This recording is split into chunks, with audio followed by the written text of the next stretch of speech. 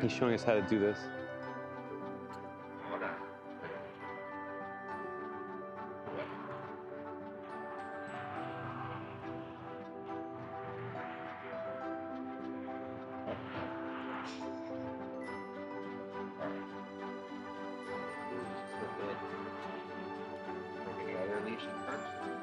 And we have 3 different segments here. I usually just put on the first one by the time the back are going.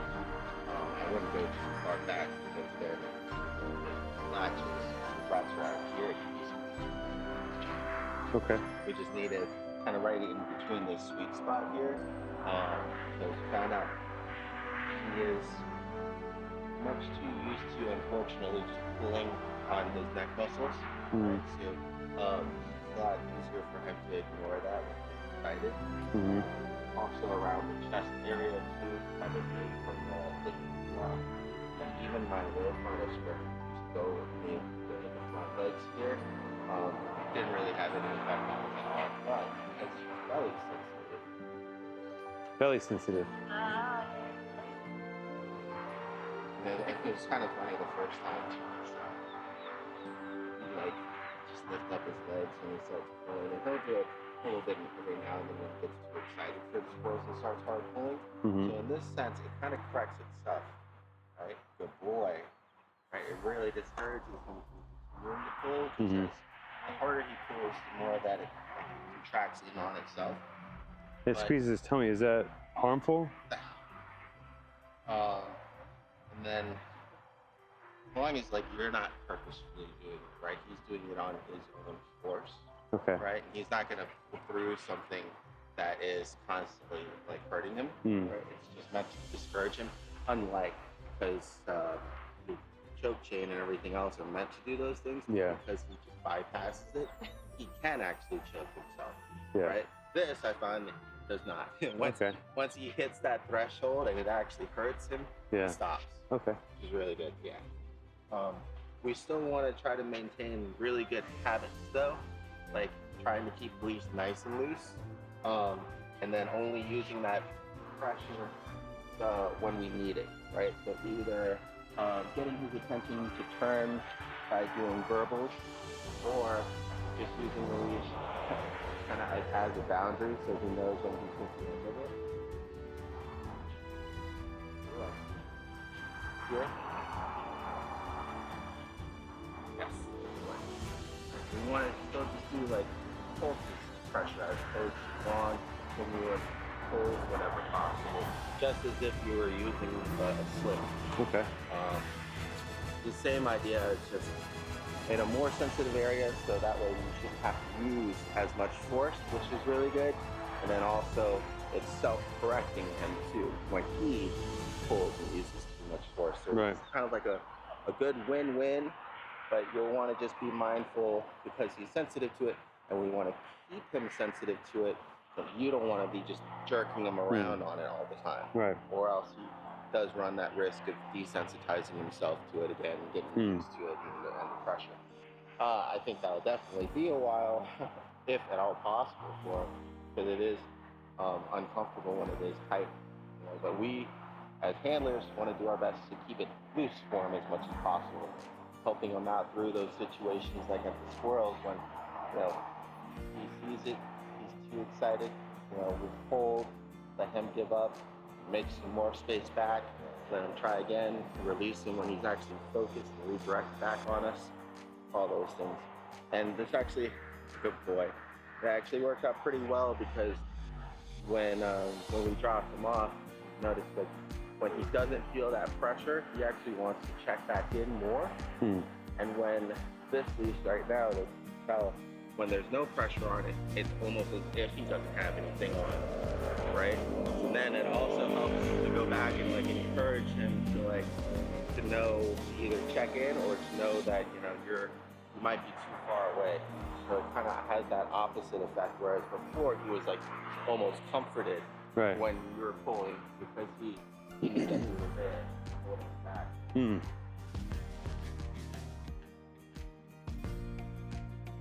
Yes, good boy.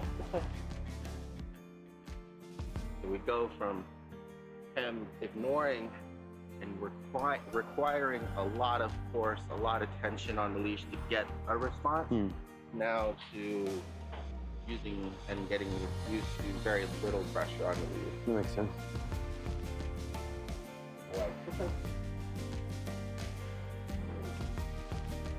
So the first exercise is going to be for the normal walking exercise for the neighborhood walk. Yeah.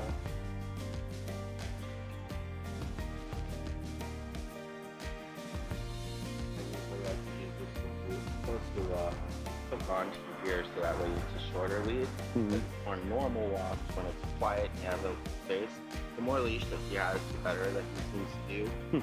So, but it's good to help the kids, you know, need as much as right? So we add a little pressure, the boy releases what he follows, and we're just gonna go.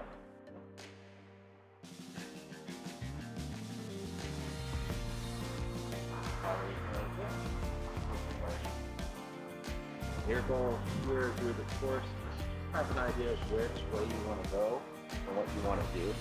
You want to be pretty random at first, and then you'll also get a chance when he gets distracted there to either use like that little bit of pressure or to call his name or just walk.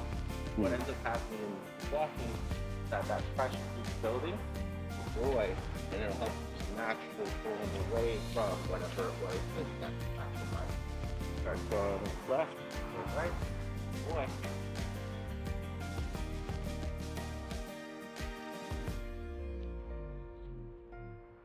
He's interested in there, I'm going back this way, good boy.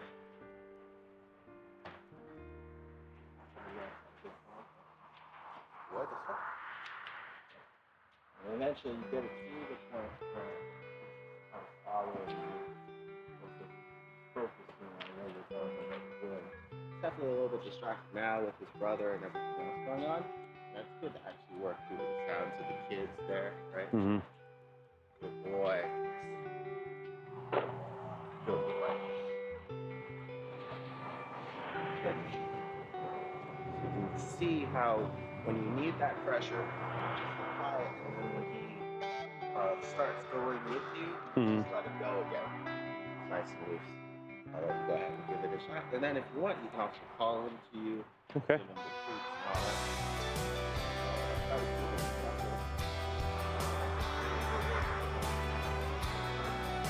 Oh.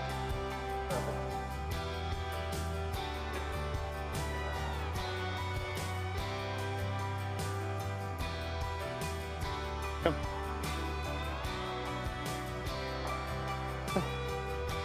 Come on. Bone.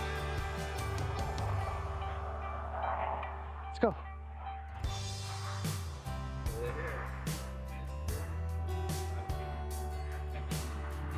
Yeah. As opposed to just going, he doesn't have anywhere to enter. So, you can apply that pressure, try to call him more to you. Come on. There you go. There you go. Good. Good boy. Good boy. He's gonna have a much easier time following you and kind of going your way and Oh. Yeah.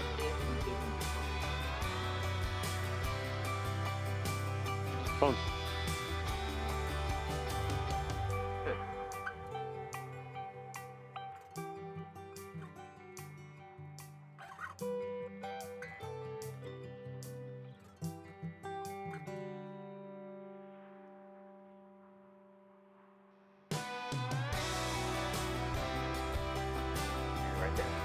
Phone.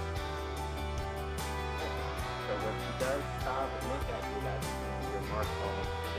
The boy, bring him back in, Yeah. give him a pet, give him all that good stuff. But it's the moment when he's not paying attention, and then you start watching. Phone. There. That's Yeah, look at that. when he's not paying attention, and then he gets that pressure because he's going the wrong way, or check back. Whenever you check back, that's your moment. Nice.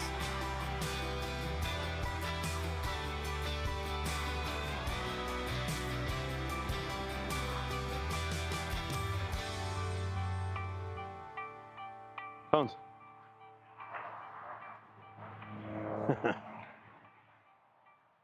Bones. Come. Bones. Yeah. Trying to get his attention. So we would either continue on or we cut flat. Bones. Come. Come. Good boy. Good boy. Instead of requesting his attention, Yeah. right? Forcing his attention now. Okay. Because he can't fixate on that and follow you at the same time. Yeah. He can fixate on that if you just stay there and allow him just keep focusing that way. You can also regain his attention by, popping the lead and things like that to force that pressure for him to break out of that fixation. But for me, especially in these situations, it helps more to just have him turn the other way because you're going the other way, and it also helps because you're creating more distance away from what it was he was interested in. Right. But if you needed to do it like standing still, that is when you would just pop the lead. Gotcha. I don't usually correct him for that because he's just interested in something and he just wants to engage. Well, if he started to run for the sports thing, that's when I would. Okay. But he did a good job there of relative self-control. It's just when we needed him to go the other way, his attention and his fixation was still that way. Right. Good boy. Come.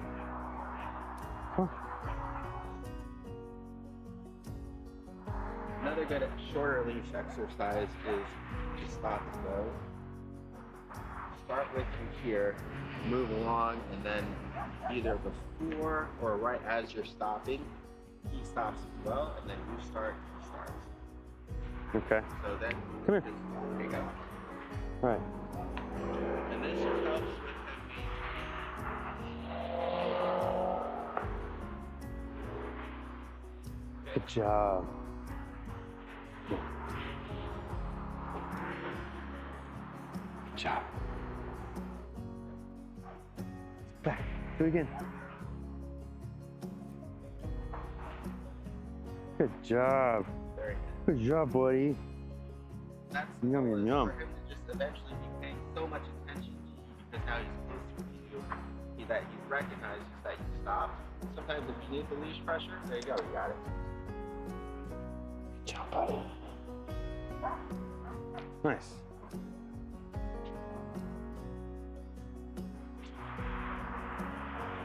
I don't think I probably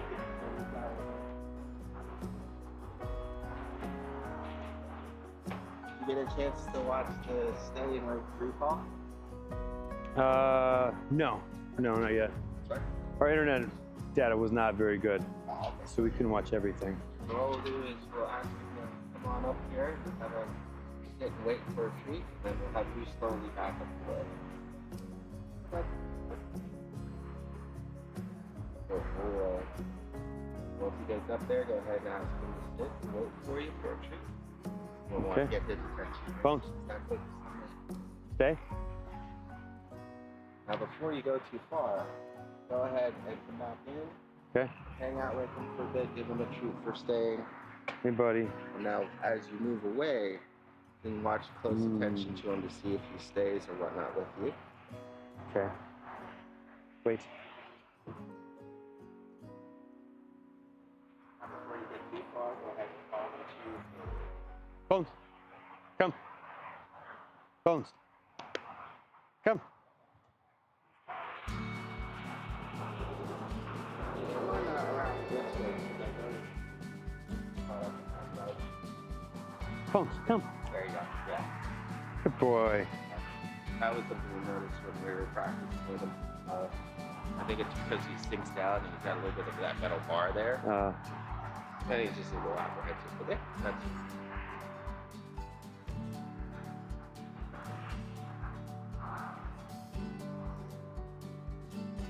And what about when we don't have this specific leash set up and we want him to you can do just stop or on the slip route. okay?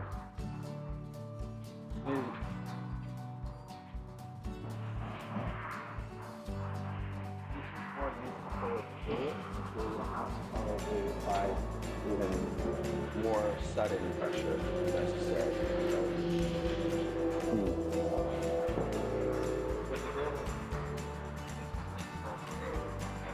Nice and loose when we don't need it, and then yes, good boy. I know. We'll give you a break to hang out with Dad and get all the separation stuff.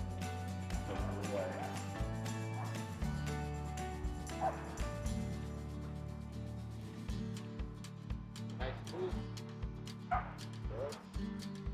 Okay, let's do that. Distraction. Okay. Right. Yes.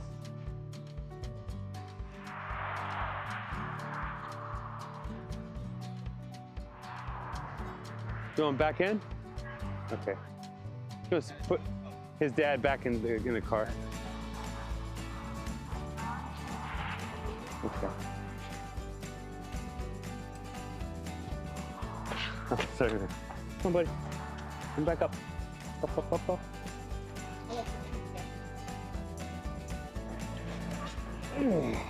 Come on. Get your buddy up. Get your booty up there. Oh, yeah.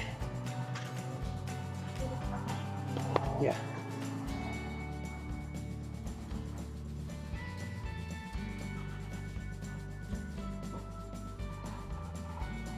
Ooh, the paw was shaking. Yeah, I know.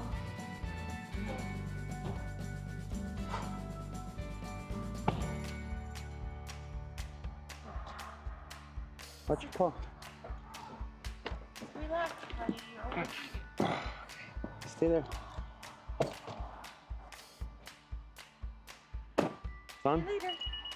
Yeah. Boy. Alright, let's go ahead and do like a normal little walk here. That way you can kind of see a little bit. Am I going with you or let you go on your own? I'll let you guys kind of give them a break. Hang out in the car for a little bit of a break because they came back from a session with the squirrels. Probably pretty tired. You here? Yes. Good boy. So if you guys want to take off with me, we'll go around the front here.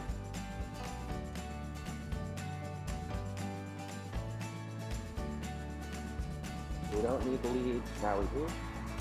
Stop. Good boy. We do. Stop.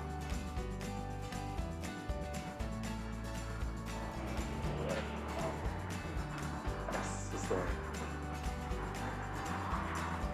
We have to use pressure. Either do a linear force because you're moving in a different direction, right? And that'll help to kind of gradually pull him that way, but you're always going to get stronger as you're getting further away, right? So he has like a better chance to kind of calmly comply and understand what's going on, right? And then you release the pressure, or that kind of just one quicker pulse. The one thing that we want to try to avoid is that, going back to that same problem when we have him, he is just constantly pulling and going the other way. Right.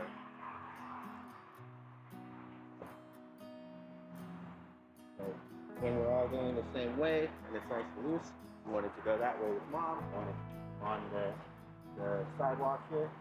Oh. Boy.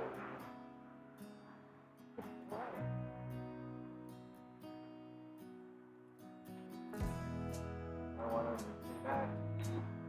Alright. We'll probably catch up. Good boy. We're really trying to get used to not using pressure at all if possible, but if you do need it, using it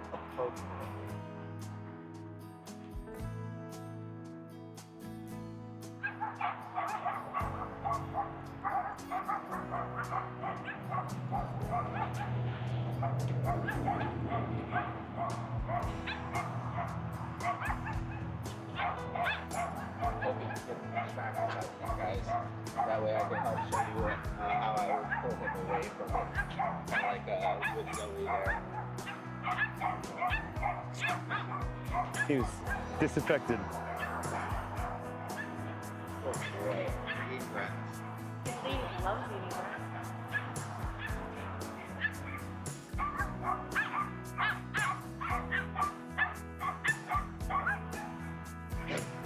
What a bizarre road to nowhere. Why would they even start paving this?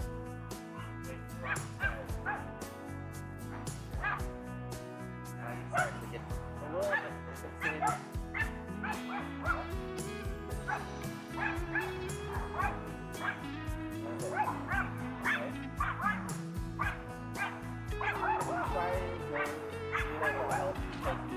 Focused on the other pups right now and has that kind of tight pressure. Boom. Bones. Right? So that didn't work. Right? You involved again. So either gradually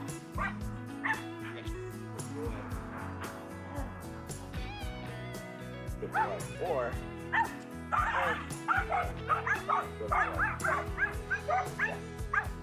so you see what I mean? Yeah, that Because makes if you sense. just stand back there and hold him while he's applying that toxic pressure Yeah. on you, it's just making it harder for both of you. Yeah, he just gets used to it quickly. But Wanna give it a try? yeah. Yeah, in our usual walks, he just gets in the habit of pulling all the time, and then so he's used to that, and it means nothing to him. Yeah, that's all. It was just a lot of, like, for his walking behavior, it was just a lot of Right. reconditioning. Come on. Yeah. Good job, buddy. What is that? Dogs? No. Go. Come on. Go. Good. Angry dogs. Good. You're a good boy. Good. So you kind of see how it's just, Yeah. when he goes back, get him back, get him back. Yeah. The faster that you do it, and it's not hurting him because it's just adding more impact. Right. It'll hurt him more if you add a lot of impact over Yeah. sudden impact. I mean, sometimes I remember pulling hard where his front paws are off the ground. Yeah. With the easy walk, and I'm just literally holding him up, And he always and he's still trying to get over there. This is much better. What's funny about Bones. this, and we didn't get to see it because it didn't happen this time, but if he gets Boy. too excited and he was like pulling towards a squirrel or somebody else, especially on the belly slip, his back end goes up. And so that actually makes it a lot easier for you to handle him because now he's not only two-wheel drive, but he's two-wheel drive on his front legs. he's not used to that. Yeah. So, is it because you're pulling him up and he's hitting the brakes with his front, or is he actually lifting his rear up to get more traction? Yeah. Wheelbarrow. A little bit of both, and I think it's just something that he's still not used to. Yeah. He's not used to. That's funny. Go ahead, he's far enough away. Go ahead and try to call his name to you. Bones. Bones. There you go, good. Good job, buddy. Good job. You did so good. You learned so much.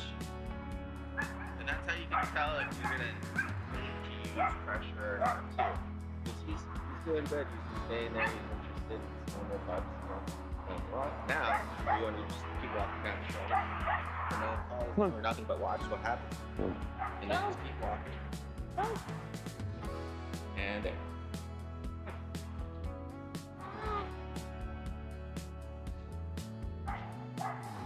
Buddy.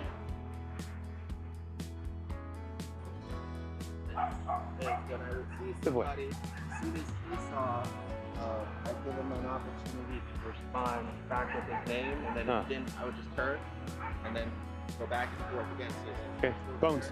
Right? Bones. Bones. Good. Bones. With them and him being distracted, Yeah. really like, because it gives him that much needed practice of like redirecting himself. There he goes, gets distracted. Bones. Bones. Bones. Bones. Good. There you go. Good boy. Good boy. Yeah. Good job. the boy. If you guys have any questions on that, they'll just get a little bit of it'll just take a little bit of getting used to, I think, for you guys on your regular walks. But I don't know if you got a chance to watch, but he's been really good now. It's like in a regular neighborhood, it almost takes a new and exciting place for other animals and critters to get him to pull, which is good. Okay. It's a little bit more normal. Yeah, the videos we've seen, it looks like he's doing really, really great with you. He needs to get used to doing it with us. Yeah. And hopefully better over time. Right? That's where like you know, deciding what you're gonna do on the walk. It's like gonna be a nice slow casual walk, or is it gonna be a, hey, I'm gonna get him to kind of keep focus on me, right? I'm gonna keep turning, I'm gonna keep U-turning, I'm gonna keep giving him some pressure to help him maintain focus. Right. After a while of that, you'll tell that he, or if you do it too harshly, you'll tell that he gets kind of upset and he'll just want to follow you anyways, right? I try more so to like train positively and just let him have his freedom, and then when he's done smelling and comes back, I just give him the praise and the treats. But most people, you're gonna need to find like that middle ground. Right. Okay, and what about the other hot issue was, the other two issues were him dealing with other dogs, not as important, but more important, him peeing in the house and a separation anxiety. Is he at a point now where he's not gonna be peeing in the house, or? He has not had one single accident, which is really good. I didn't have to correct him or anything too, though, right? So, I don't know if I can. Oh, okay, they're fine. I didn't know if I had to move forward or not. But, we built up all the way to about 3.5 hours or so alone. You know, most of the time he's gonna probably, hopefully not be alone for too much longer than that. If you do, I would still recommend like a walker come in to help break up the day, so that way he has some sort of engagement and interaction with somebody that he gets to know and gets something to like look forward to after you guys leave, right? So kind of halfway between coming back in.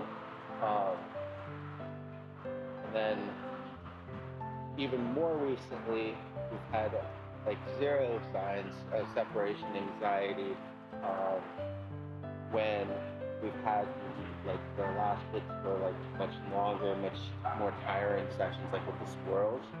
But that was like maybe like 2 hours of work or so. Like right now, for example, I'm pretty sure I left him and I came back, even if it was just to kind of give you guys the gear, he would actually still be in the same spot in the house.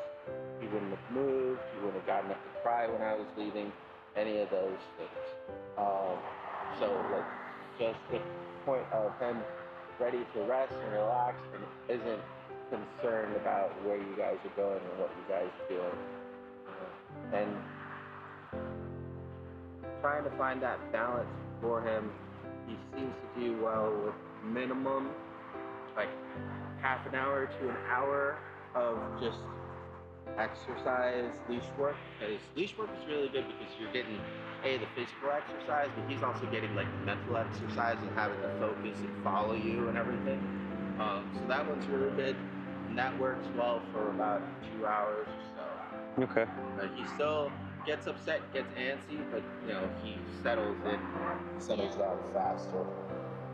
So the more activity that you guys are going to be able to give him before you leave, the less anxious he's going to be, which is really good because some dogs with separation anxiety, that doesn't matter at all, right? As soon as mom and dad leaves, it kicks in. They want to destroy. They want to, you know, go and look for somewhere to pee because they're nervous or they're upset that you're gone. All those things luckily don't seem to apply to him. But it was just with the exercise, because on the one video that I recorded, you can see that he's still upset. He's just kind of pacing around. He's just bored, right? Yeah. He just doesn't have anybody to do anything with, and he's just lonely, which is pretty normal for most pups. It was a little bit more extreme than, like, say, my old ladies or something like that, but definitely not like separation anxiety problems. most of the other videos like that have just been him kind of going up to the gate, being upset, laying down, waiting, crying, getting up, doing that over and over again. If you guys have like a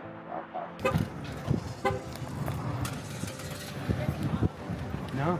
Can I pet him? Sure. Oh, good boy. Thanks. He's very popular. I'm sure you probably already knew that. Yeah. Good.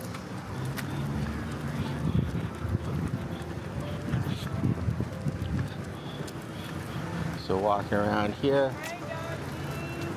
Good boy. You gonna say hi? No, that's a boy. As a boy. Good boy. Oh, good job, big guy. Have a good one. Not afraid of these red balls anymore. We had some practice with them. But if you do come across something new that he's unsure of or apprehensive, usually the best thing to do is let him make that initial space away from it, and then calm him down, comfort him if need be, and then slowly move your way back to it. Okay. Right? So that way we help him build that confidence that there's nothing to be afraid of by showing him. A lot of times parents will get stuck in that loop of just trying to calm them down, telling them that it's okay, but most of the time with pups, they kind of have to like see it to believe it, right? So moving yourself towards that thing that they're unsure of, and then coaxing them to focus on you as opposed to like the red ball, will help with him being less anxious of it because he's now like coming to you as opposed to coming close to something he's afraid of. Right. We did that with like the Halloween decorations and stuff like that too. Yeah. Good boy.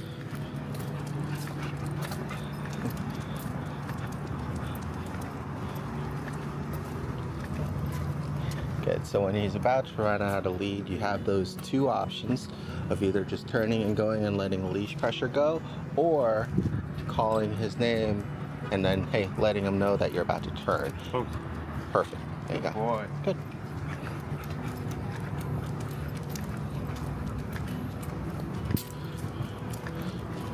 And what I'll do sometimes too, especially if he is overly excited and needs some practice focusing, is I'll take him to like a quieter spot like this and just do like little mini turns, trying to almost act as if you're trying to lose him, and that act alone is gonna actually like re-engage him and like get him excited to follow you again.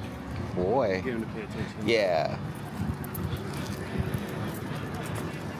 And he really likes that game too, so like kind of getting in front of him and trying to juke him and like, just playing around with him really helps. Good boy. Yes. Yeah. And that's where like, the treats are good, but the main treat for him is that engagement, taking a minute to really appreciate him coming back, looking at you like that, that's perfect, especially in like high distracting environments with lots of smells. And like really slowing down and waiting. Good. There you go. Like that. You let him sniff a little bit. Yeah.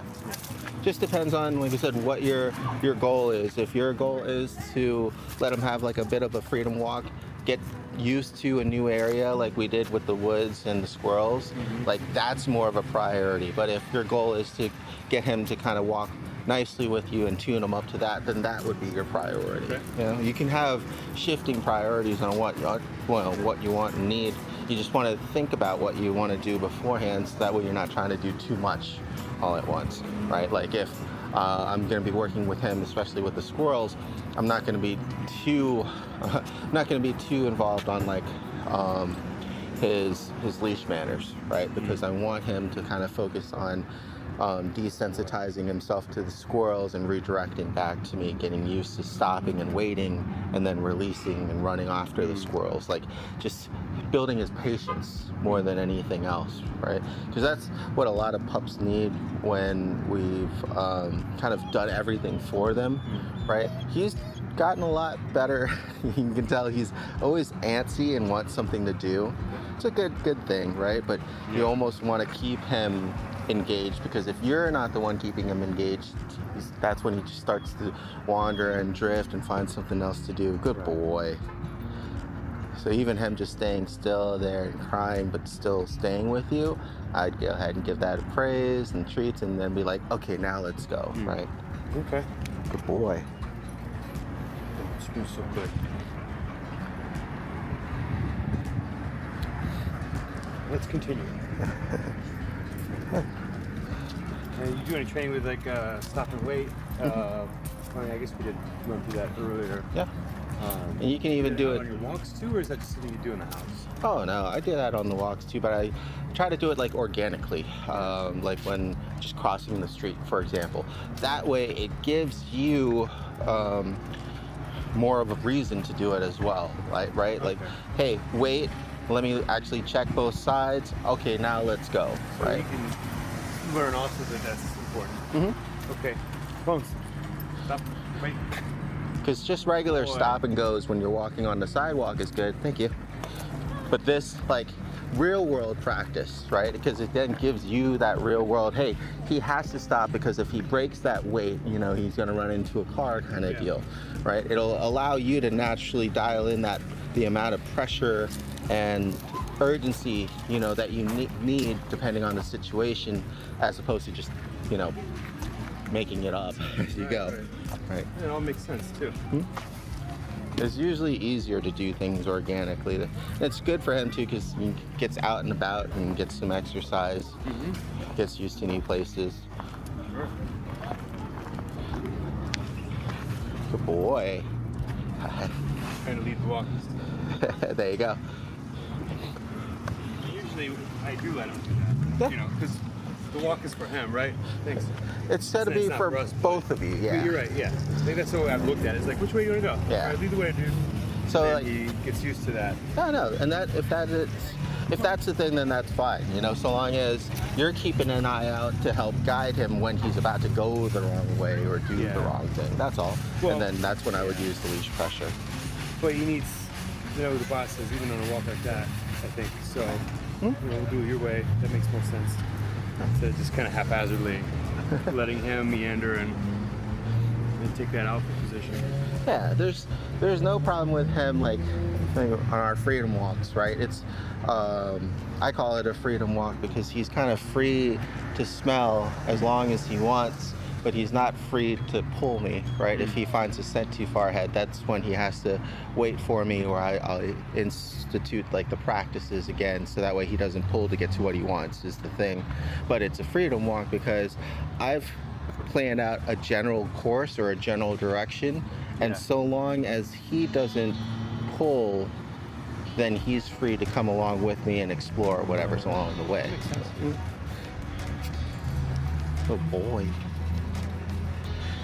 You want to go ahead and move over to the PetSmart, and we'll practice a little bit more with him redirecting with the pups and you. Sure. And then we can drive over that way where. And then that should.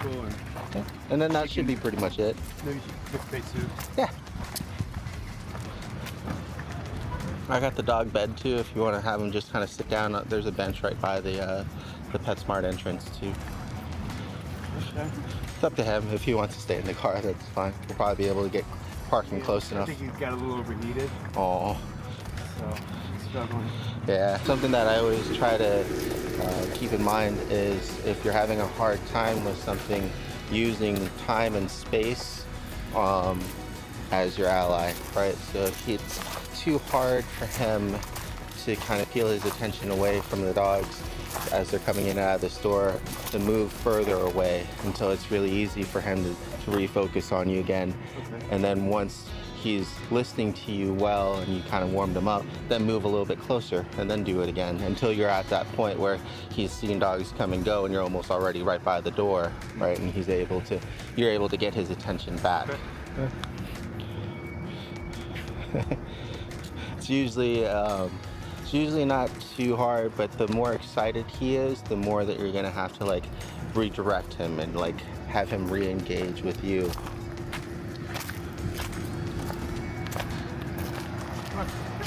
Good, there you go.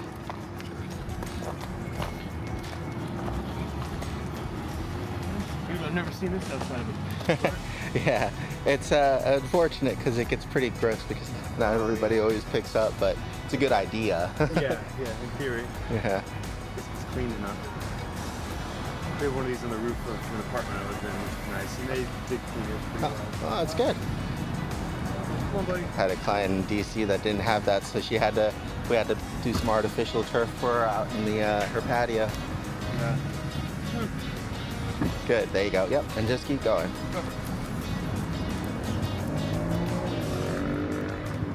Yeah, we'll go ahead and go over this way here. It's a little bit of shade. Oh, we have an adoption event too. That's good. That's today? I guess so. Or, well, it's coming soon. Oh. 12 to 4 12. Saturday. Wait, that's today? Okay. I thought I got confused That's with you next too because Saturday. I thought it was 12 to 4 was like the month and date, but I think it's like from 12 to 4, so it might be today. That's confusing because this coming soon. Maybe it's next Saturday. Or We'll find out. it should, maybe they're supposed to replace it with a now sign. Maybe.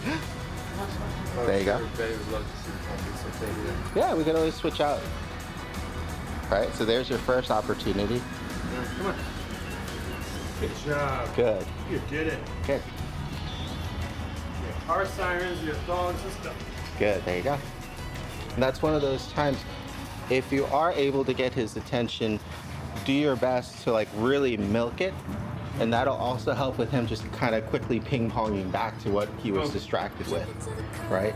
So getting down there, hanging out with him, giving him pets, seeing if he wants the treats, playing with them.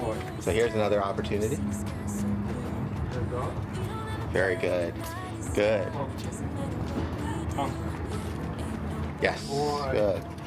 Good boy. Good. And you're almost able to just keep walking straight and him going off onto the side with his attention. Yeah. Because that's the one misconception is that they have to be looking at you to be focusing with you, right? And like that's why a lot of people like to have that constant eye focus on a tight heel. But if he's looking that way at a dog, but he's still able to follow me this way because he's recognizing that leash pressure, Yeah. then that's still good conditioning for him too because he's looking at something that he wants, but he's not going towards it. He's not pulling you towards it. He's going with you on the way that he feels the leash is going. Yeah. Right? Good boy. That was good.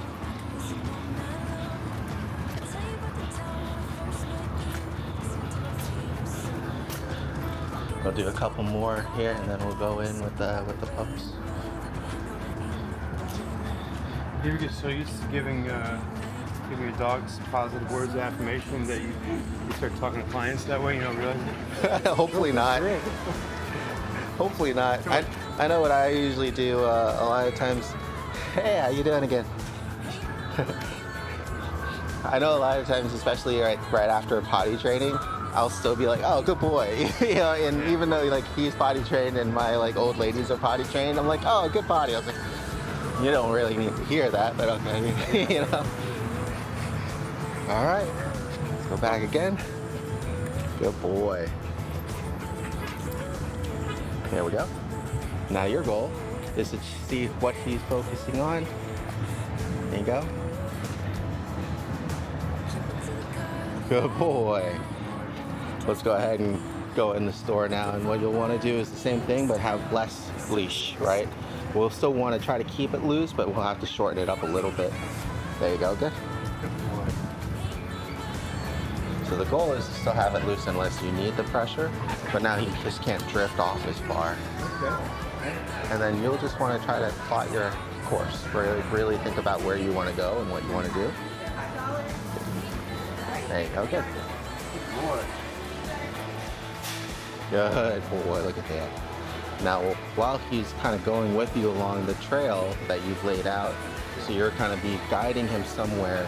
Now, while you guys are going to those places, it's going to be up to you if you want him to stop and wait to check out the dog, when you want to redirect him and things like that. So that way, good boy. So that way, it's easier for you to redirect him to what you want to do because you're already ready for it, right? Good boy.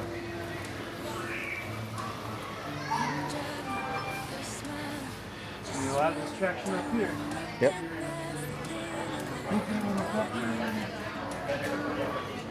Wait.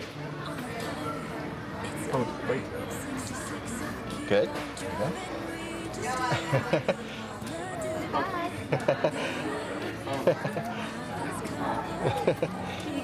Oh, she was a child.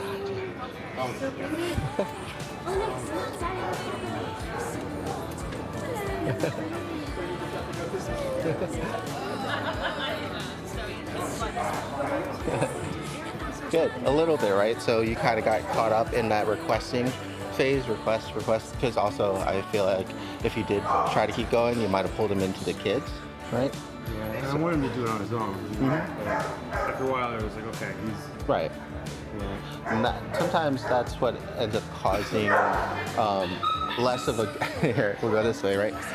And sometimes that's what ends up causing less of a good response or immediate response from him, right? So give him an opportunity and then give him like a command. So I'll go ahead and take one turn for you to kind of show you what I mean.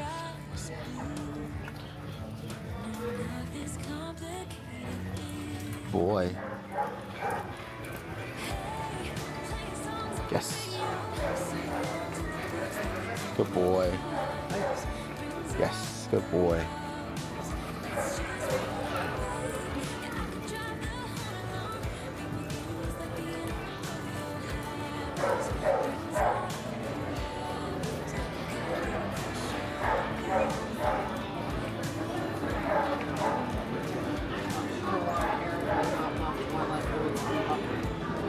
Bones.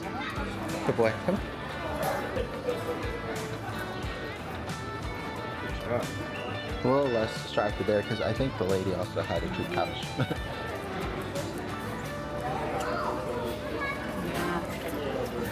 What do you think, bud? You want some water? Hi, how you doing? Hi, how you doing? You say hi? Oh, good boy. Come on, big guy. Good boy. Hi, sorry. Hi. Sorry. Good boy. Come on, Bones. Oh, he wants to bring him home. Oh. Hi, big guy. How you doing? Hey. Hey, sorry. How you doing? Good boy. This way. Good.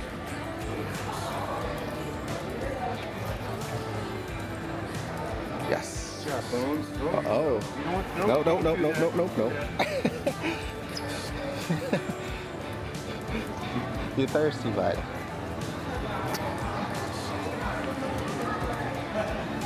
Oh, look at that sweet face. All right, good boy. All right, so I'll try one more time and then I'll give Dad another turn here.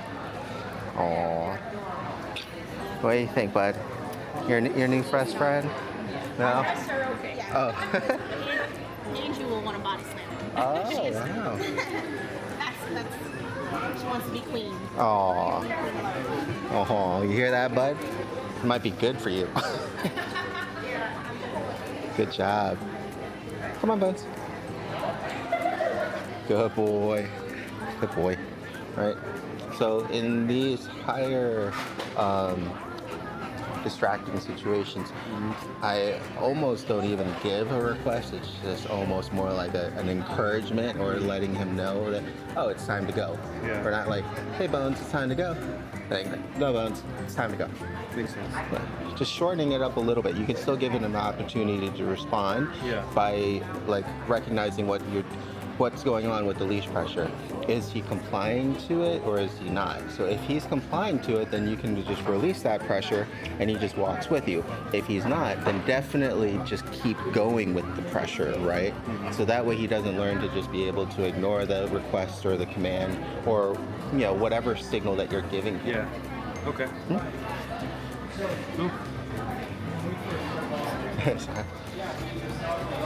So he has to stay away from the female. There you go, good, sorry.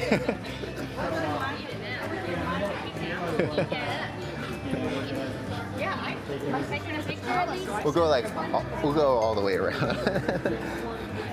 Because we want to just avoid her for them. So why is that? They said that she wants to be the queen, so she might be like a dominant type of pup. or she, might not be as good with other dogs. Not quite sure, but they just wanted, us to not let them, interact with her. They said that everybody else is good, so, you just want to respect that, right? Yeah, it's a good idea to bring a dog if they don't want to interact with other dogs, to an area with other dogs, right? Well, so far it's working well. Like a lot of times I have to do it to help them, right? Get along and learn to get along with other dogs. So, you'd have to know like the case, right? But unfortunately, like, going to the dog park so that way he can actually meet other dogs, you put him in danger to be able to kind of work on his social skills and meet strangers, things like that. All right, so we'll have you try one more time here, and then we'll swap out with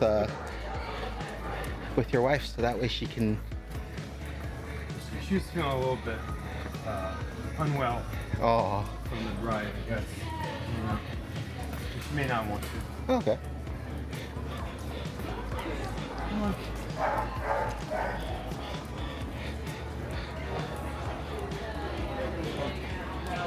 Very good. Very good. Perfect. You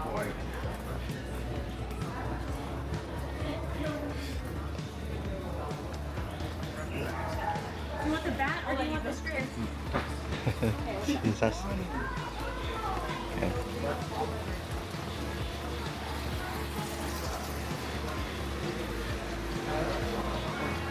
Just like everything else, you want to try to find that balance between being, overly assertive and being a pushover, right? The main thing that I like to try to keep in mind is if I give a command or if I need the dog to do something, and you might have seen this before in the beginning of trying to get him to sit, right? If I asked him to sit, I've kind of committed both of us to that. Because now at this point, if he just learns that it's okay to ignore it, then he's learned that it's okay to ignore it. Yeah. Makes sense. And I can't just stand there and force him to do it, or else he's not complying. But I, at the same time, still just can't give up. So, maybe being patient with him, maybe finding a less distracting environment to practice with, like we did before, to build up, that. Wait. Very good. Good boy. Cool. Good job. All right. Do you have any tips for, let's say we're not going to be able to walk for 2 hours and be active every time we leave the house. Right. That's just not practical. So if I have to go to the office and she's gone, so be like, hey, all right, peace out. Right. Don't pee on anything. You're gonna Do you need have any good anchors before leaving? Yeah. Other than just tiring them out? It's gonna be, I'll go over it at the car too, so that way she'll be there in case she has any questions. But the main thing is gonna be as he's learning to readjust to things, especially back at home now, where things might be different. I don't have control over that, so I'm gonna try to set you up for success the way that I set him up for success. In which case, we overdo it at first, right? And then as they show us that they're able to do well, then we back off a little bit and back off a little bit. Good job. It's an adoption event. He's a good boy. He got distracted a little bit, but he was able to snap out of it with a couple slugs. Hey, buddy. I don't- Just Mancy, because he looks like he might not be comfortable. And maybe you could explain to both of us what's in it. So, especially since, most people won't be able to spend hours at a time with him before they have to go to work and everything, 4 hours, I would, at least when you have some time to get him settled in, to see what you can adjust in your own routine, right? So maybe start off today. I think he's going to be just fine going back home because he's got all this. It'll give you an opportunity to relax and unwind a little bit as well, and set up the robot and all that good stuff, and then just head out for maybe 5-10 minutes, see how he does, and then come back in, right? Don't go very far. Maybe just outside the door into the car or something, to sit and look at the phone and just see what he does. Does he immediately go back to his old habits of looking around to somewhere to mark, or is he just going to be able to sit down and rest and relax because he's so tired, right?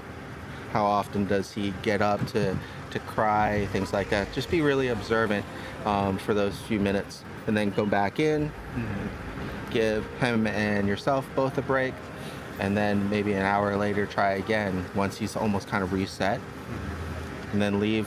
Same for under 30 minutes, under 10 minutes even. You just want him to get used to you guys now coming and going, right? Because that's what I did a lot with him, was just leaving, coming back, leaving, coming back, leaving longer, coming back. Because what that does is helps him to know that you're going to come back, right? Instead of leaving and then leaving for an incredibly long time to the point where he starts to get anxious because he's not even sure if you're coming back, not even letting him get to that point, leaving and then coming back. So that'll be the first thing, is just a lot of really short come and goes. And then the second thing is, before you leave for your first hour or two away, try to have maybe half an hour that you take him out, do the walking exercises, go run and play with him for half an hour, and then see how he does for an hour to 2 hours, and see if that's good enough. And then maybe tomorrow on another day, 'cause this will probably end up taking most of the time already today, but at least try to get to leaving him alone for an hour or two today. And then tomorrow, before you leave, try to plan again half an hour to maybe an hour, maybe an hour and a half. And then see after that hour to an hour and a half how long he's able to kind of rest and relax. So then really plan on being gone out of the house, watching the robot for maybe an hour to 3 hours, right? To see how, thank you, for an hour to 3 hours to see how he does, right? And then just working from there. Like I said, it might just take you guys having to readjust a little bit of your routine, and it's usually very painful for people to have to wake up any earlier than they need to before work. But that can really sometimes help, and I've had to do that with some pups before, just resetting their sleep cycle almost. Just same with yours, like, hey, I gotta leave for work at 6. Today we're gonna get up at 5. We're gonna hang out, me and him, do our walks, get some practice in, really get him nice and tired, and then I'm gonna head out to work. And then, like I said, try your best if possible to get family or friends to cut his days, right? At the very least in half while you're gone, and even then that's gonna be kind of pushing it, right? I would probably try to dissect it in thirds. I know that not everybody's able to afford a rover, but if you have good friends that are neighbors, walking Zoe or something like that, family, coordinating between your own schedules, maybe because I've had to do this before, on my lunch breaks from work, I would just take something to go or just pack my lunch, and I would eat it while I was going back home to walk the dogs, and then come back and barely make it in time to get back to work. I don't know how your commute is, but things like that, because if you don't adjust to make things easy for him, then likely he's just going to go back to what his behaviors are. And our goal here is to try to find some good middle ground between everything, because now we know that he can be left alone for almost 4 hours without peeing on anything, without stressing out. And it was just getting him some time and attention, and some exercise and everything, making him have his own day. Okay? And for a lot of families, it's just going to be trying to find that middle ground that works for you. Unfortunately for your case, well, maybe there's some facilities, and I've recommended before, and it worked out with some clients that are like dentists, police officers, like my sister, who's got like those 12, 14-hour shifts, right? They drop them off at daycare in the morning, and then either the wife or the boyfriend picks them up in the evening and takes them home, right? And it doesn't even have to be every day for most of those dogs, every other day, especially if he gets to run and play. Some facilities, they'll have separate kennels, some are open play, For him, of course, you'll want separate, but then they'll like have them, be able to have some time with the handlers running around and playing and on their walks and stuff. So at least he'll actually still have company, right? He won't just be home alone all the time. Yeah. So that could be another option too. Trying to think what else. I'll email you the recommendations again. Okay. But especially for at least the first few days to a week, really trying to do your best to cater to him so he doesn't just right away, well, now I'm back at home, nobody's gonna be here for 8 hours, I got nothing to do, I'm upset, I'm gonna just start, peeing on everything again or whatnot. So pre-spray, short leaves, then tomorrow, since you guys hopefully have some more time off, actually practice going out, doing something that you guys enjoy too. It doesn't have to just be, a training or walking session for him, because it looks like you guys are both in good shape. You guys can make it like a gym session for yourself or your workout times together, right? So that way you're not sacrificing your own time, you're kind of readjusting it, right? Trying to get in your workout with him at the same time to kind of hopefully knock out two birds with one stone. Sorry. Like for example, my girlfriend has to go to dialysis 3 days a week, so I have to walk the pups. I just reminded of that because I have to leave to walk the dogs here shortly as well. And it takes me to kind of make sure that I schedule around that whenever possible. Unfortunately, not everybody's schedule is quite as flexible as mine. Yeah. But you kind of work with your partner and meet them halfway, because I've had times when I've been stuck in traffic before in Fredericksburg and I can't get back home in time to walk the dogs. I'll ask her, because she's already home from work, the 9 to 5, if she can walk them for me. So really trying to communicate with one another to try to get as much interaction in whenever you can with him. So. That makes sense. And if you do still have any issues or problems, let me know. We can still try other things. Like I just haven't had to with him. I know for a marking pup that was intact male before that just liked to mark everything, just tied a towel around his belly, right? So that way when he lifts up to mark, he soils the towel and himself.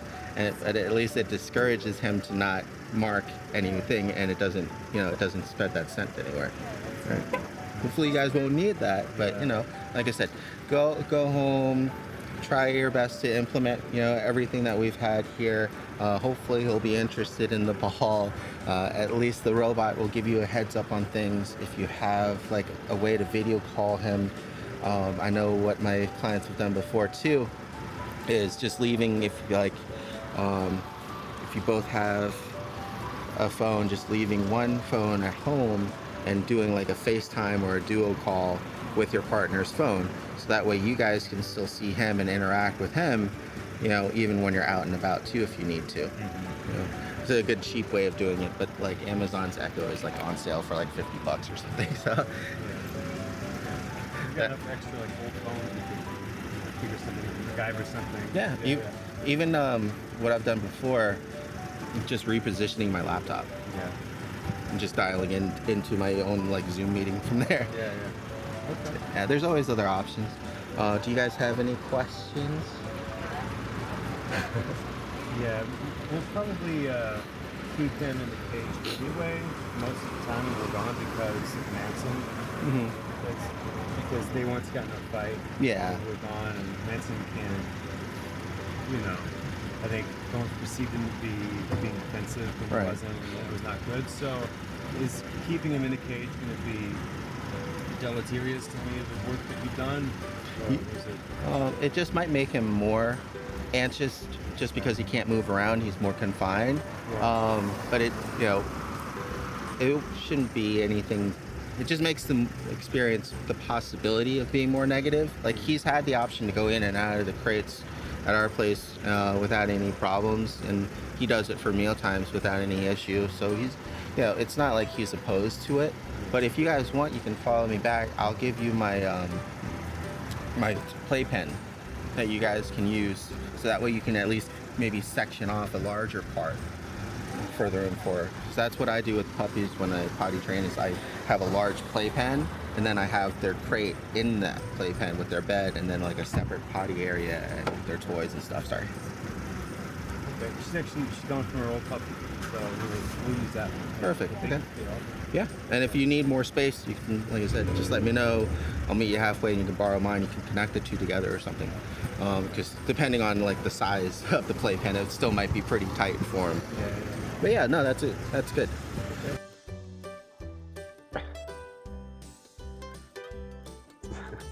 So we're here at the park this morning. Work on some squirrels and overall impulse control and redirecting when this guy here is excited. Already seen a few squirrels get down a little bit, but wait. Almost. There we go. Okay. Wait. Squirrel over there. I know. Good boy. Wait. Good boy. Good wait. Right. So this is where we combine yesterday's lesson with the days prior, right? Oh, I know. Good boy. Getting him to refocus on us and everything. Having some patience, even though there's so much going on around him. And then what we'll do is we'll let him run around and play, chase some squirrels, and then we'll have him take a break with us again, sit for a bit, and then we'll release him again. So that kind of process. Oh, easy, big guy. All right, let's go. This way.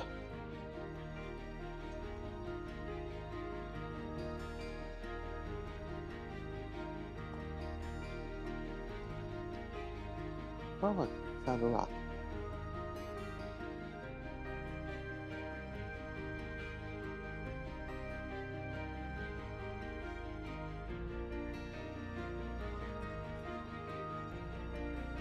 Oh, found another squirrel.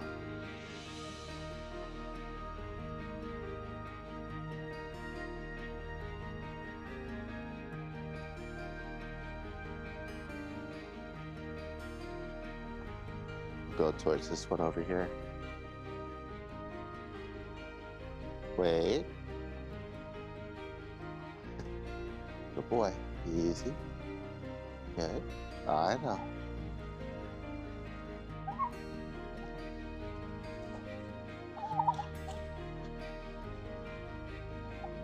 So trying to get him to navigate over there to the squirrel. All right, he gets too excited. He ends up correcting himself there. All right. So what I want him to do is wait. Bones, wait. Wait.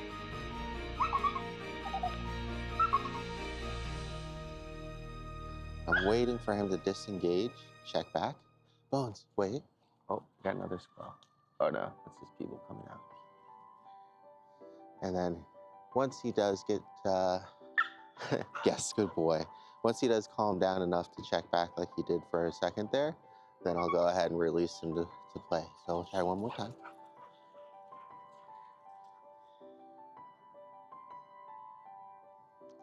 It's getting distracted by other things going on, which is good. Good boy. Yes.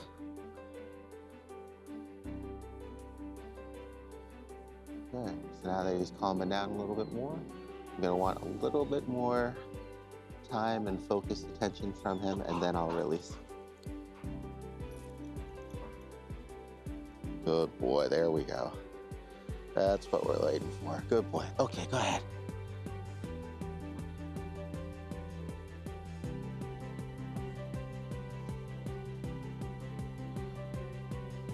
You're going to need to repeat this process several times over with the goal of him recognizing that it's when he gives up from being too excited and comes back to us that he gets then released to go and chase after what he wants.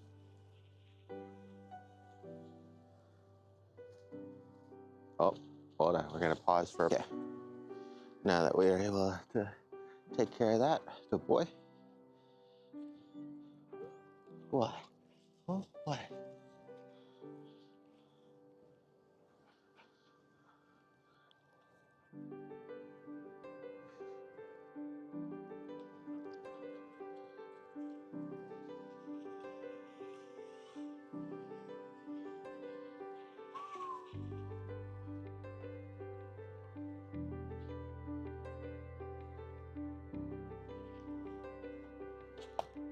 Good boy. So I don't want him to go that way because it's gonna probably tangle up the line. Yes, good boy. So I just added some leash pressure on there. Create a temporary boundary.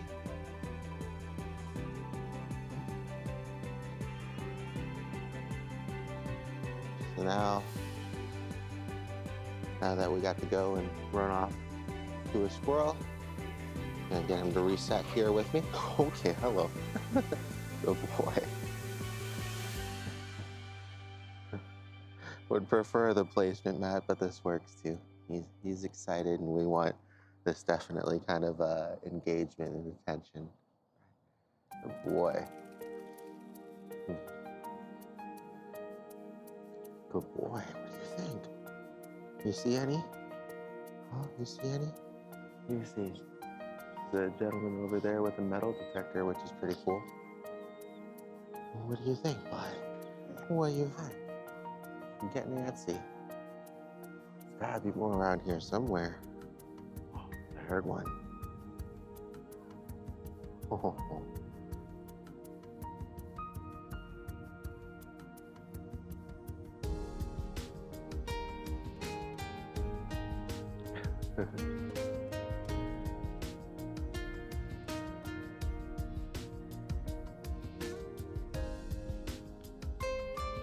Sorry, just needed to change some settings.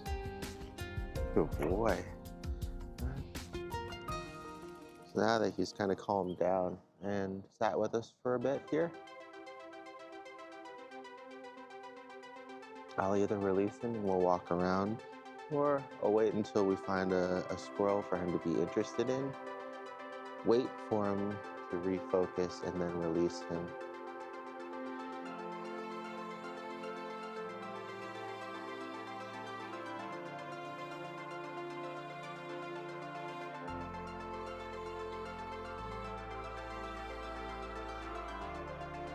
Oh, I know. Good boy.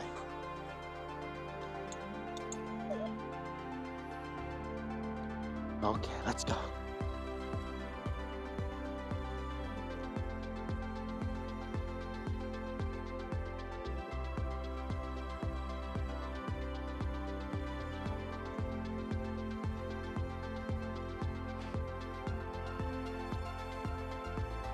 Good boy.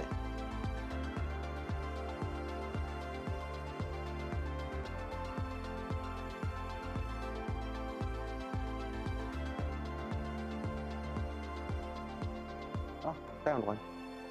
Come on, big guy.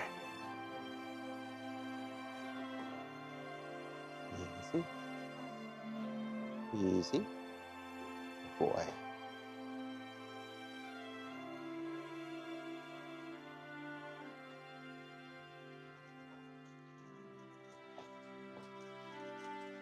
All right. So now that he's starting a hard pull here, we're gonna have him wait. Wait.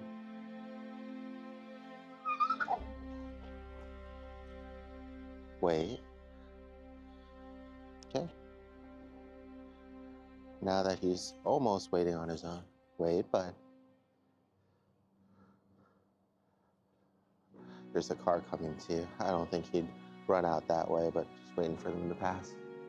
All right, so now the line is actually loose. He's waiting on his own. Okay, go. Long lead got tangled up.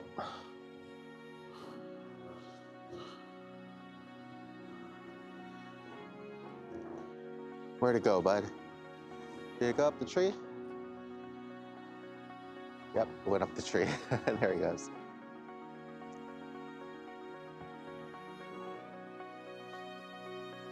Good boy.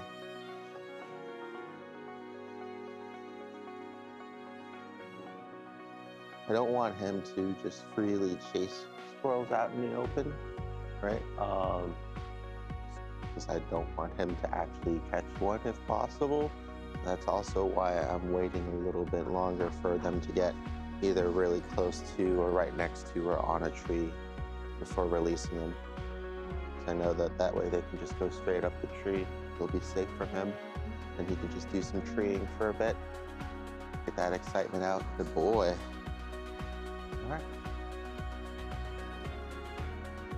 So now I'm actually going to walk back to our reset spot again. Use the leash as a boundary here. Good boy. Good job.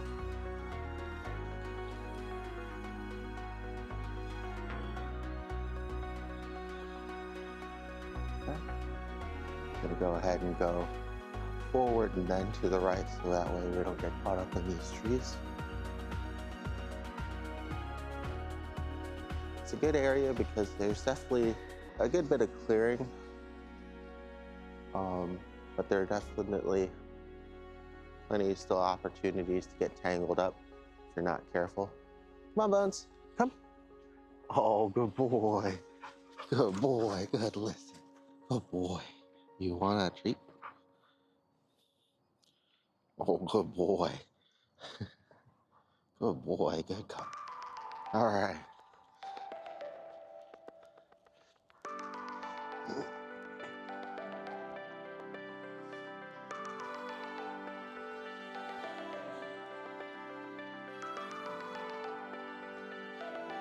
Yes, good boy. Come back.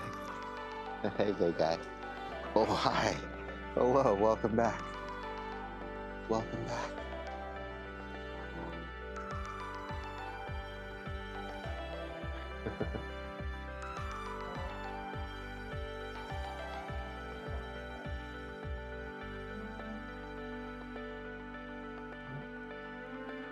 Now we're just waiting again.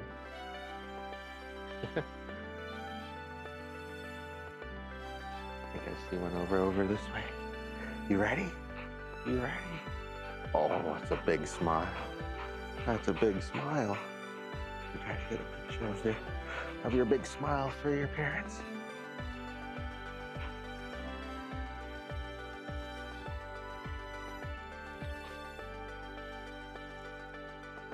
Hold on. Up. Oh gosh, okay.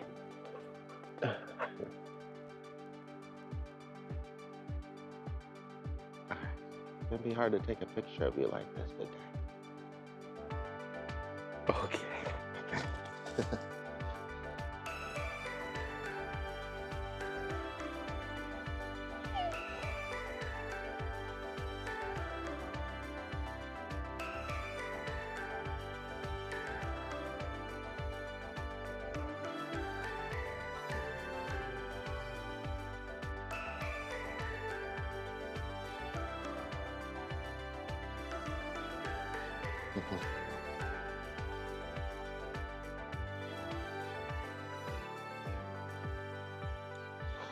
Hi. Hello. Welcome back.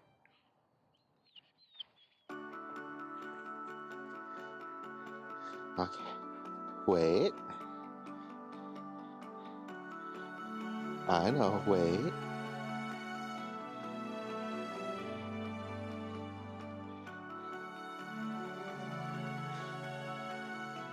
Good boy. Good wait.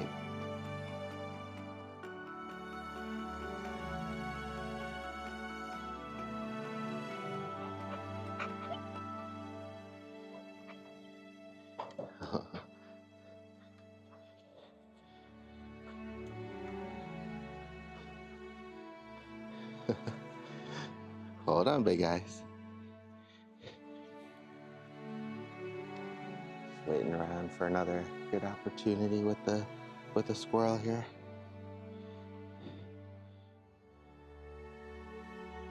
He's getting distracted by the the metal detector. I'll pause this for one moment. It's quite the athletic guy in me. Alright, I don't see any, so we're just gonna walk around for a little bit.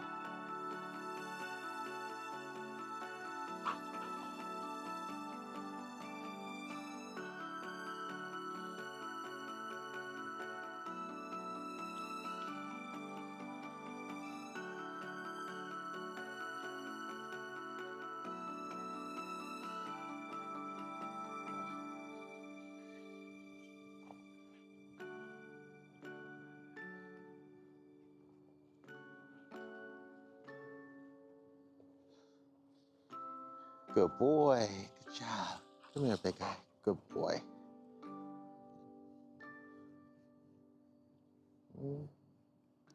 It's a good opportunity to practice distracted recall as well. Giving him praise and marking every time he comes back on his own, hanging out for a bit. And then offering a little bit of guidance, right? So, hey, let's go this way. Good boy.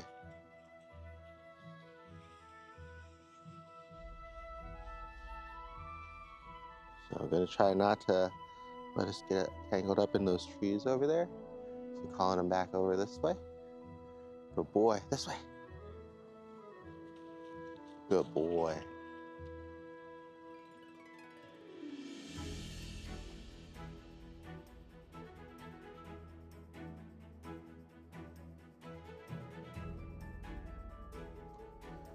What do you think, bud? Think all the squirrels are still asleep?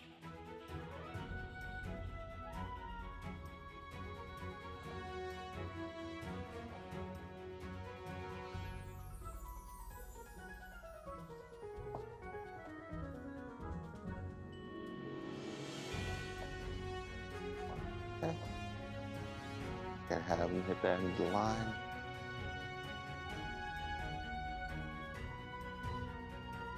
I'm gonna try to stay away from the roads in case cars come and go.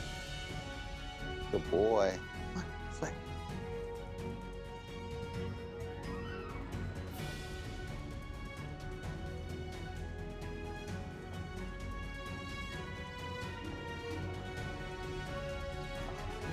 Oh, there's a squirrel. You see it? I think he sees it. No. There you go. So now, wait.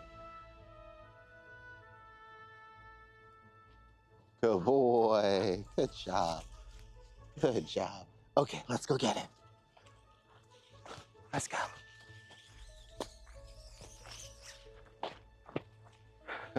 Tried to keep up with him. He did good there. So instead of working against his excitement and, constantly trying to just have him sit and wait and redirect and refocus in these situations, we want to start off with getting him to briefly do it, right? Checking in and then getting what he wants, because that's really the main reward there for listening. And then from there, we just kind of build. Oh, uh-oh. Actually got caught up in this tiny little thing. Oh, thorns. Definitely want to be careful. Come on, bud, this way. No, he's gonna go the wrong way. Wait, there you go, good boy. This way. We're gonna try to guide him back around. Okay. Good boy. This way, big guy. This way. Good. Come on. Come. There you go. Now I need to lift this stuff up. Go back this way. Yeah, so you can see how having a lead in this environment can quickly turn into a tangled mess if you're not careful. Even if you are careful, it can still turn into a tangled mess.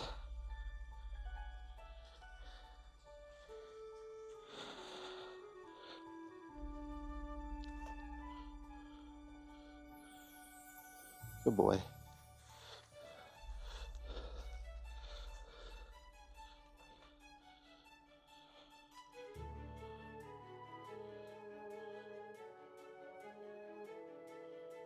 So what I'm going to do in this situation is unclip, wrap my hand around this one. Okay, so then that way it's nice and secure, and start pulling and unwinding from this way. This way, if he does suddenly pull on my hand, it wraps and tightens around it, as opposed to suddenly slipping out of it. And now we can just unwind from this one side.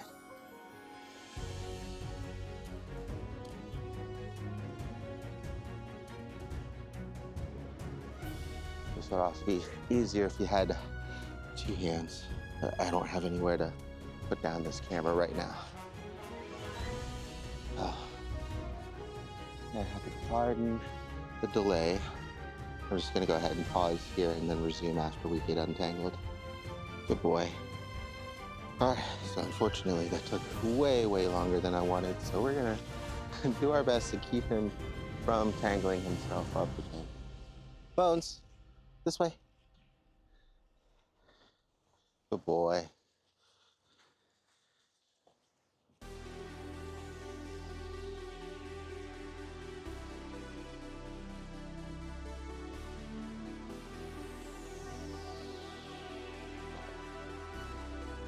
That's gonna be the lesson, pretty much. Rinse and repeat.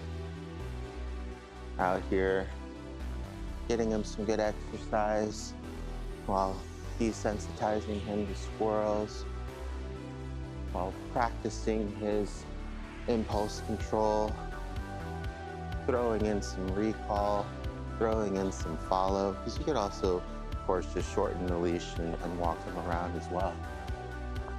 I really like doing exercises like this early in the morning. It's got the most energy. It's a really good warm-up for the rest of the day. It's a good way to get out all that initial morning energy, letting him run around and play for a little bit while still getting some good consistent practice in.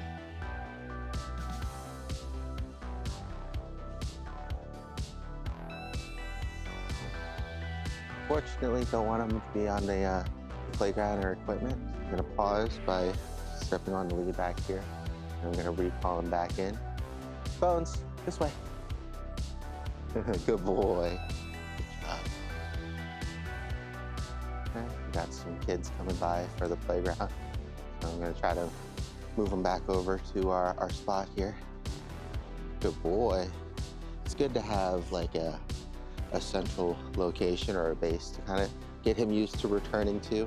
This will be a good area to have like the placement mat, his food bowls that he can kind of put treats into, his water bowls. I also have the water canteen in the car, but that way he kind of has like a return point as well. Something with a chair and table. That way you can also sit down for a break. Just get him used to coming back to you if possible. Well, I think we found another squirrel. What do you think, big guy? So he's getting antsy, he's starting to cry. You can go ahead and go look around for one. Oh yeah, I see one right there. All right. So once again, we want him to be able to kind of be close enough to the tree. Hopefully not get tangled up on any of this stuff here. Easy. Good way to also practice him not pulling when he's excited. Easy, easy. Good boy. Come. Oh, wait. Trying to get him into this one clearing spot so he doesn't tangle up the trees or anything. All right, so the squirrel is now already on there. He's starting to cry. Hold on, Bones. Wait. Wait. Wait. Wait. I'm waiting for him to redirect back to me. Hold on, big guy. What? Come here. What? Huh? What do you want? Want to go over there and check it out? He's right in that tree. I'll wait for this car to go by.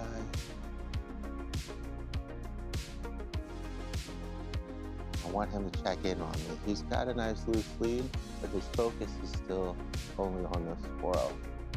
And so we don't want to release too early, right, when he's still super excited and is only focused on the squirrel. Right? We want to release him once he's actually asking us for permission to go. Hold on, big guy. Wait. There's two more running around this way.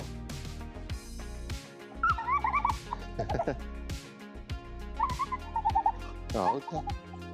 Easy. Easy.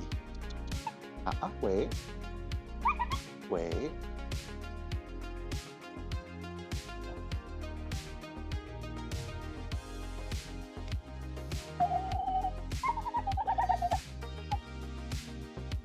Yes, good boy. Trying to help him refocus by taking a couple steps back and using some leash pressure. Wait. No. He's not allowed to pull us towards what he's interested in. That's all pretty much that's gonna happen because he's super excited, right? Wait. Good. A little better.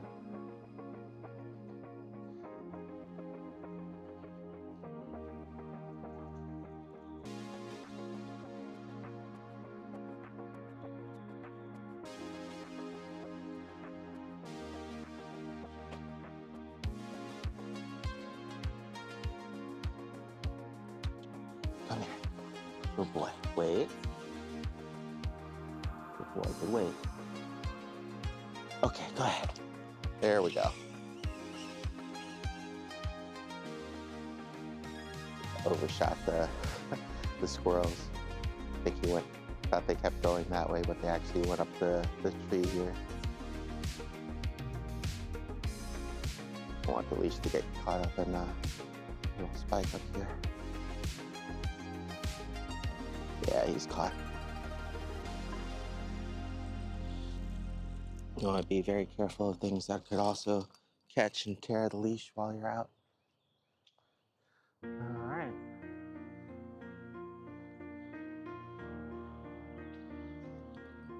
Good boy. So now that he's kind of settled back down, squirrels, we're going to try again.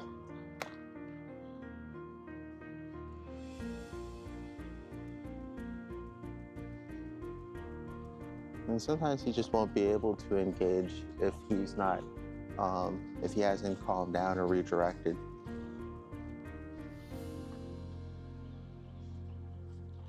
It's going to be part of the learning process for him.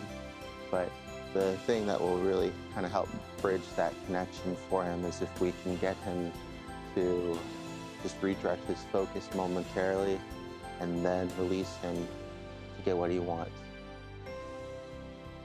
Once he actually recognizes that that's the way that he gets to go and chase the squirrel, it's kind of your major mark or your eureka moment there. And then behaviorally, once he's understood that, then he knows to check in and wait with you and refocus on you first, as opposed to going and trying to run after the squirrel. For the most part, in the beginning, it's going to be that initial, oh, I see a squirrel. And then hopefully he checks back on you and then goes. But for the beginning part, it's going to be, oh, I see a squirrel, let me go get it.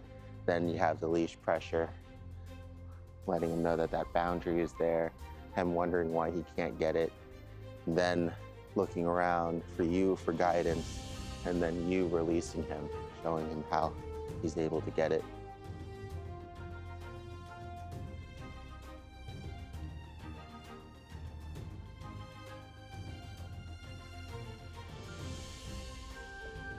I actually like the lower area of this place a little bit more. It has just more open space. But the only downside of that is the fact that they also don't have as many tables for anything.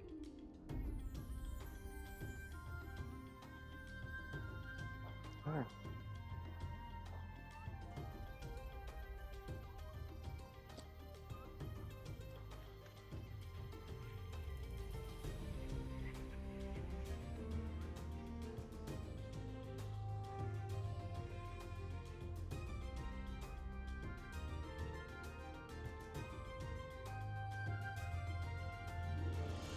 Good boy. Hi, good job, big guy. Good. Returning back to our little centralized spot.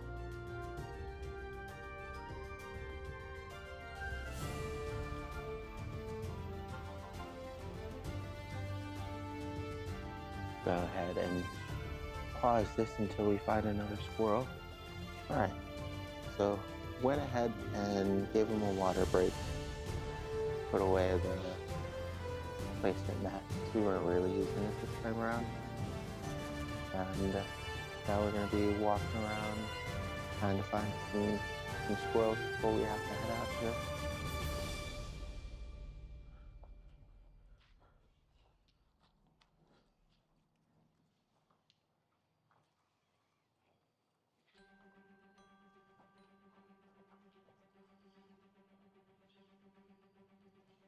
Boy. Just applied pressure there to the left. That was going, release when he started coming with. Boy.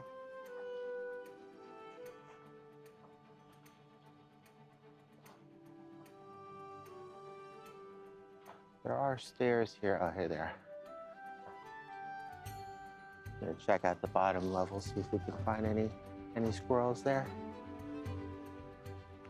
Be very important, once again, when you're working with him, going downstairs and you're in a very exciting environment, that you either use the handrails or be a good opportunity to practice start and stops as well. Right? So having him kind of slowly go with you, or wait, you take a step down, then he steps, wait, I step, he steps, wait, boy, step, he steps, wait, good boy, okay. So I'm just applying a little bit of back leash pressure. I step. Good. And then he does. Good. I step. Good boy. Wait. So when he goes too far, correct him back. Good. Once again, I step. Step. Good boy. All right. Wait. I step. Wait. Good boy. Step. Wait. Good boy. So this way you're sure to have good footing and control over him to help slow him down. Wait. And then when he's wait. And then when he's waiting on his own, then you take your next step. Good boy. Okay. Good job, big guy. I'm gonna still have him on the shorter leash just because this is where cars are coming in and out. Once we go to the left here, I'll give him a little bit more leeway. So not allowed to pull forward, right? Short correction, then release. We want to try to work it in pulses and then make sure that he's actually holding on his own. Good.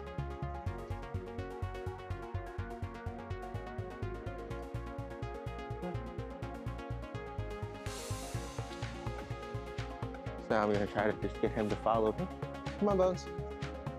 There we go. Car's coming.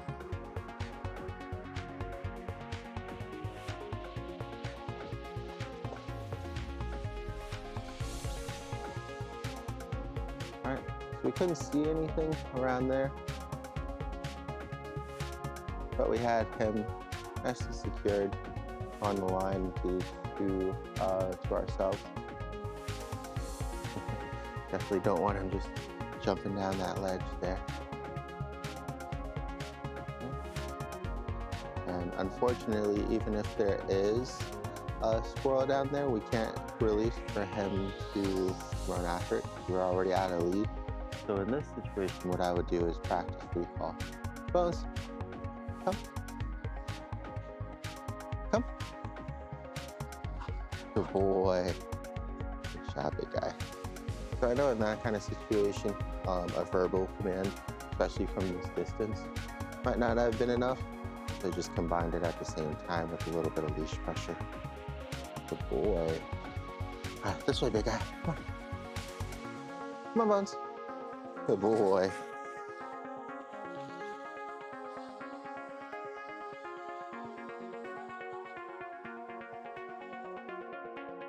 I don't want him to get caught up between the trees. Good boy, this way. There we go. Trying to just shoot pretty much down the middle area here. Oh, there is one table. Oh, there's two, okay. Probably wasn't paying attention to him last time. I just mostly remember the sofa. Good boy, come.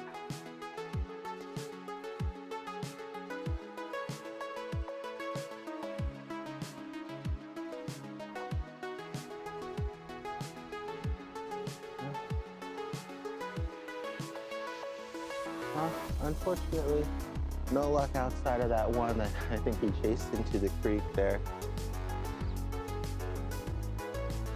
We're gonna go ahead and hold here.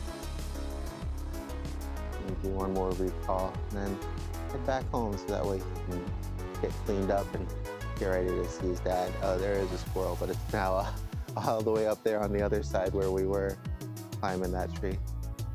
And that's just how it's gonna be with nature and some of these types of outings, right? It's not always going to cooperate with you. And if we did have additional time, I would just stay longer, continue working on it with him.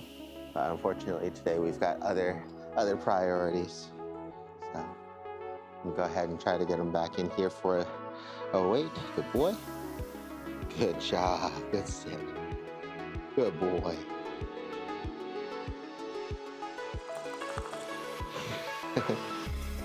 Good boy. Easy. And one more. Bones. Come. Good. And good boy. One more sit. All right, good boy. All right, let's get going. Come on.